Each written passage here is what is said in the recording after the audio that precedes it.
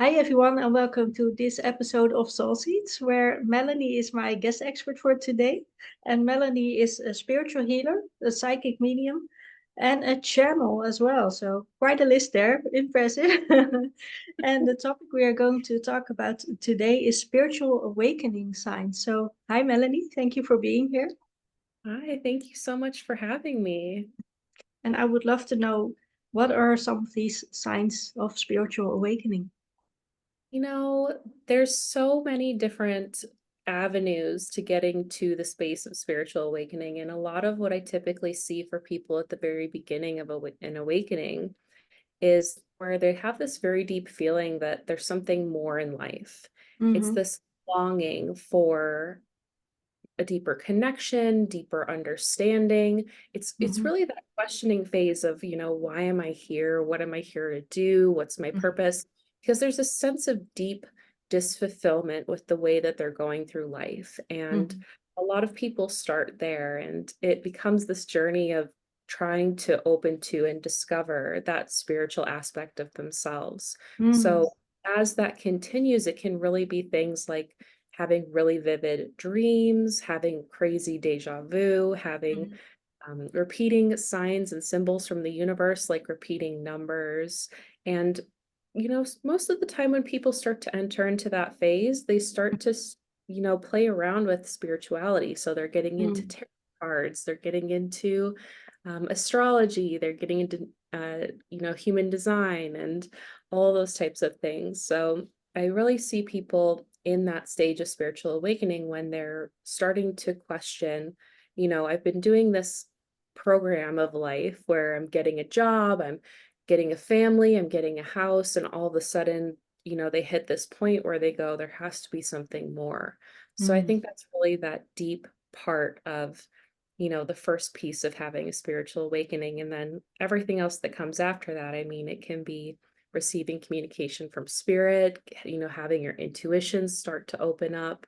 There's just so many different varieties and flavors of that. So, Yeah, because when I personally thought of that word, because I've been to an awakening myself, but I didn't think of it first because I thought I'm just getting to know myself better. I'm just deepening that connection with myself, and I'm just curious about everything around me. So I didn't really thought of it as an awakening because to me that sounded so big and right. grand and like all these magical things happening, but you know, so I it's do know. actually quite well, it's just like you said, like a deepening of like this sense of awareness that start to come and this sense of connection that's deeper than what is on the surface, basically, right?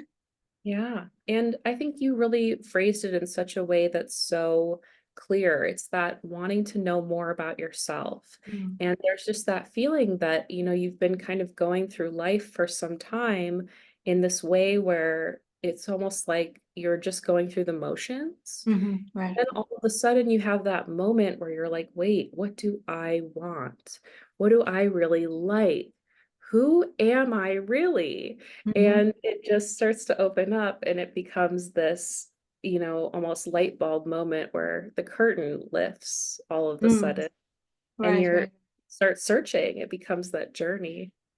And does it also align with looking for your purpose? Because you said there's a need for like a deeper meaning and deeper connection. And I think we also find that in looking for, or well, not really even looking for because it's already within us, but aligning with your purpose. Yeah. I Mm-hmm. really believe it does because a lot of times when we're going through the motions in life, we're deeply unfulfilled or deeply, unhappy in some ways. And we're taught from a very young age that all of that joy comes from exterior Mm-hmm. things. Right. So, maybe we have really nice clothes or we have a really lovely apartment or we have this great job title, but we're not fulfilled. And in that process, you begin to really look into what is it that I really am going to find that joy from. And, Mm-hmm. I know so many spiritual teachers talk about that coming from within. But when we start to kind of open up into that journey, we have so many other things that are within us that idea about what's going to bring us happiness, that obligation around what people expect us to be in the world. Maybe, you're a parent or you're a professor and you have this kind of expectation around you. But I think it really starts to kind of go deeper into the space of, well, what is really going to make me feel fulfilled and Mhm. at a very deep level, and also this kind of sense of like really needing to find that meaningfulness in life. So it does put you on that journey of, well, I've been doing this thing for so long and it's not making me happy. And I've been playing this role for so long and it's not Mhm. making me happy. So what is it within me that I can really begin to find that thing? And Mhm.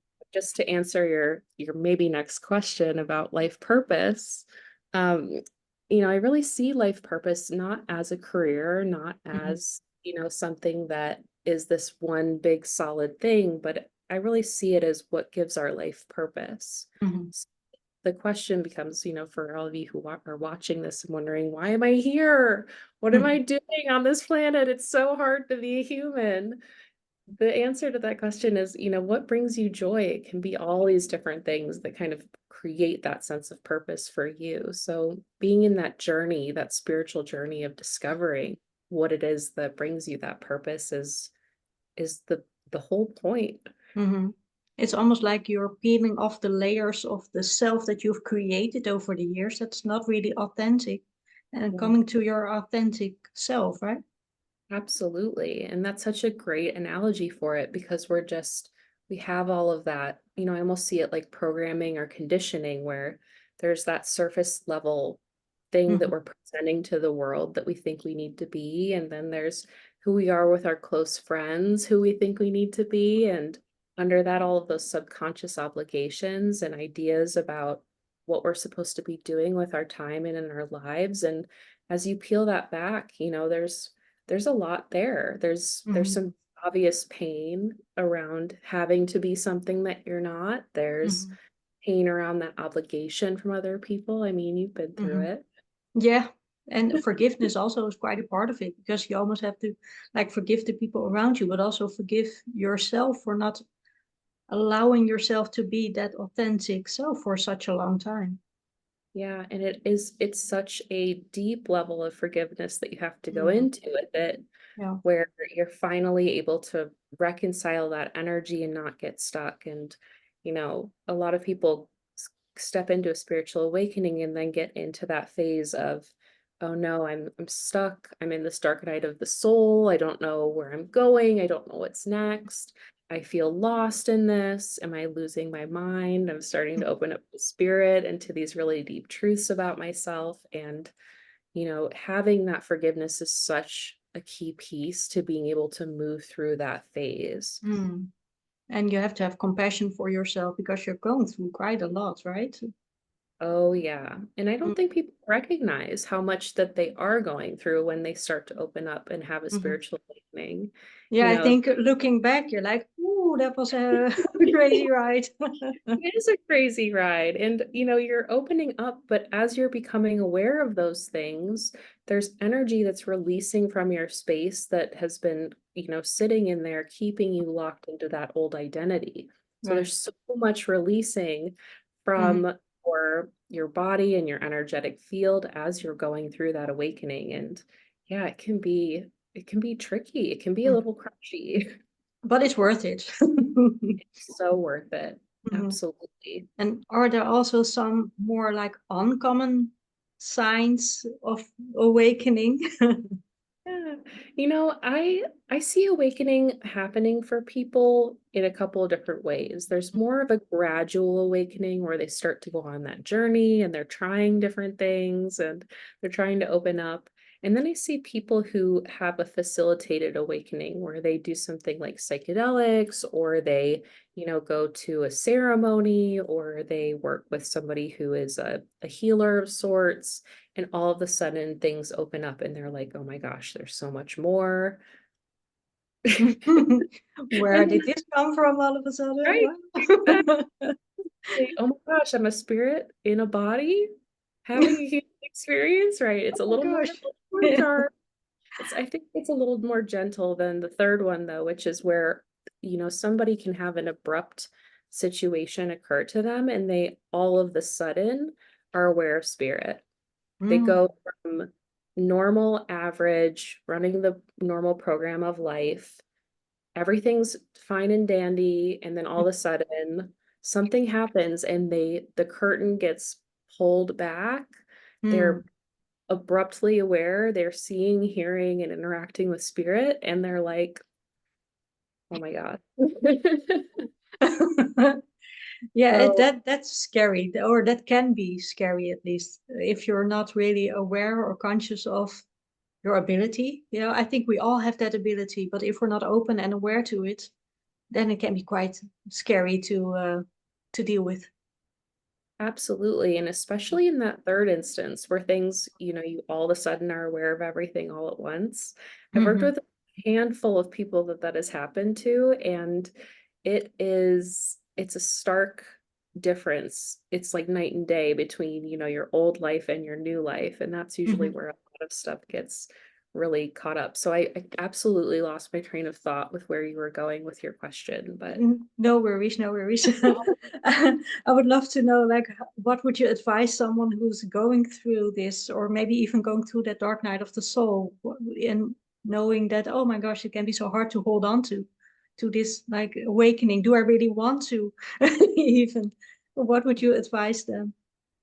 yeah, I think on a really deep level, your soul will start to have you awaken when you're ready.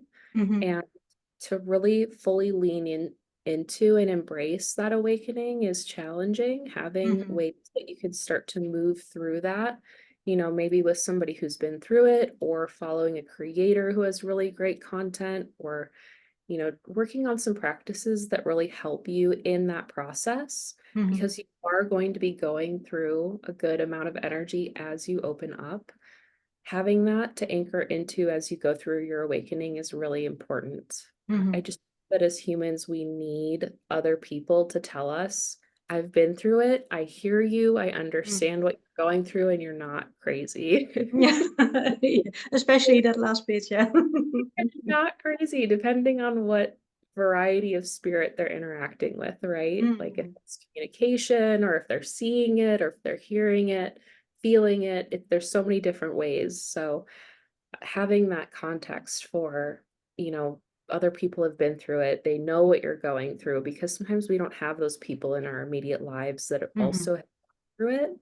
And I think that aspect of other people being able to say, yes, I know what you're going through, here's how to get through it, is so important. So having that, or having a meditative practice, is Mm-hmm. always my go-to, with this type of thing. It'll help you to move through the energy that you're releasing as you awaken and go through that, or if you feel like you're stuck in something. Mm-hmm. Um, Sitting with that thing that you feel like you're stuck with and giving it time Mm-hmm. without fighting it or Yeah. judging it or trying to, say it's bad. Mm. If you're just sitting with it and like really giving it that unconditional love and attention that it's asking for, it's Mm. really coming up for that. Right. Once you're able to give it that, it can kind of transmute. So your awareness is bringing it into the light so that it can kind of come out of that, and you can move out of that dark night of the soul, really Mm. is the analogy there. But your awareness brings that light to it and Mm. transmutes it. So I would really recommend, working with somebody, having a technique that you use or practice, Mm-hmm. yourself time and space to process, being really gentle with yourself. I mean, this Mm-hmm. is all new. Right. And find your soul family if you can, online in other communities, or to, yeah, at a yoga practice. Yeah. And you don't have to do it all right now. You're Right. going to have days where you're like, okay, I'm into the spiritual awakening thing. I'm doing it. I'm meditating. And there's going to be other days where you're like, nope, I Not am feeling it. done. I'm done with this. I'm Yeah. over it. It's enough. So, there's gonna Yeah. be a little bit of a back and forth as you kind of go through that process, and just understanding that, with anything else, there's highs and lows, and it does get better, I promise. It absolutely gets better, but it's hard to know that sometimes when you're in it. Well, thank you so much, Melanie, for today. Thank you very much. You're welcome.